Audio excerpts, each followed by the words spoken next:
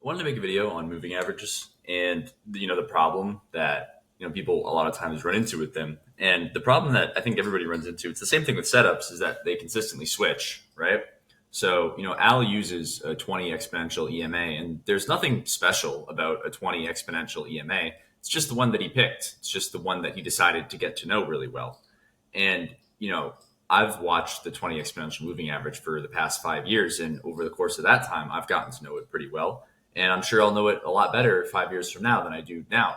But if you were to put in 100, in 100 exponential moving average or something on my chart, I couldn't do anything with that information because I haven't watched that moving average. So I don't understand when it's important, when it's not important. None of, I wouldn't understand any of that stuff. So there's, in 100 exponential moving average or a 100 moving average, whatever it is, anything other than pretty much a 20 exponential moving average, I probably wouldn't be able to put together too much accurate information uh, based on that moving average simply because I don't watch it. So I don't understand it. And the problem is people will see, some traders with one moving average, other traders with another moving average, and they'll switch back and forth and they'll try to have 4 or 5 moving averages on the screen. And then you end up ignoring price action, and you cannot ignore the price action and watch the moving average. You need to, watch the price action and have a, the moving averages really should have a back seat to anything that's going on the chart, but it's still, somewhat reasonable for support and resistance at times. But obviously price action is the most important thing. But, you know, the problem is people will use a 20 exponential moving average for a week and then not really feel like they understand it. And then they'll switch to some other moving average and not really feel like they understand it and switch to some other one and not feel like they understand it, rather than just sticking with the exact same moving average and getting to know it really, really well. And it's the same problem with setups, right? Is one of the issues with Al's books is that he's been trading for 35 years. And so when he writes down, his encyclopedia is 700 plus slides and, all this, just so much information, and it's so many different types of setups, and you're trying to learn how to master all of them instead of just learning how to master one. And everything I have on the screen right here is, it's a little bit like, it's obviously it's a little bit coded, so you're not going to understand what it's saying, which is, kind of the intent there, because a little bit of it is from just stuff on Ali's Quant Systems white paper, which is a really helpful paper. I don't have any sort of anything I can't offer you guys any sort of discount on the paper. It's like $400. It's kind of expensive, but I think it's worth it because he has, a 3 bar. If you go into the appendix, if you own it or you buy it and you go into the appendix, he has basically something for 3 bar micro channels.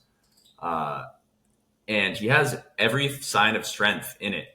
And, he basically has 10 factors. I have like ones, twos, fours, nines, whatever, based on the 10 factors. But he has basically 10 different factors as to everything that is strong about a 4 bar or a 3 bar microchannel, and then everything that is weak about it. And basically what you can do is just go in and then use that in your trading and stick with the one setup and do that for, a year or two. And if you do that for a year or two, you'll probably find you're much further along because you got to know the setup really well. And I thought that, I was thinking about that today as I was making, slide essentially. And I just wanted to share because I think it relates to moving averages in the way that people switch around too much. And it's the same thing with setups. And I'm guilty of the same thing, right? I traded, many years just trying to figure out what was going on with Al's stuff. And I've switched back and forth too much with systems. And I'm just going to stick with the one thing from now on for however long it takes. But I think, yeah, I think it's a good correlation with just life too, and trying to learn too much at once versus just trying to focus on the one or two things and letting that slowly turn into all of the other things.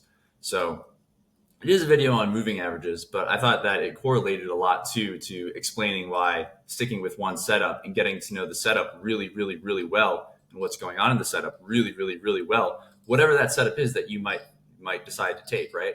Learning that specific thing extremely well rather than focusing on everything and spending a few years on, whatever setup and whatever moving average. Maybe you're not somebody who trades Albrooks and just stumbled onto a video, whatever moving average it is and whatever way you like to trade, just making sure that you stick with what you're doing, because you're not going to be successful if you're consistently switching around what you're trying to do. You stand a much better chance of being successful if you are consistently doing the same thing day in and day out for years.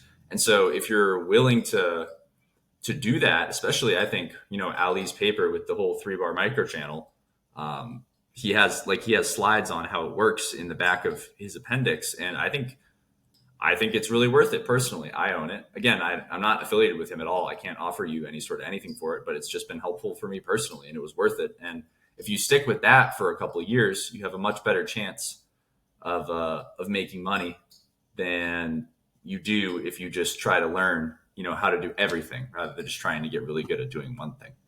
That's going to be it for this video.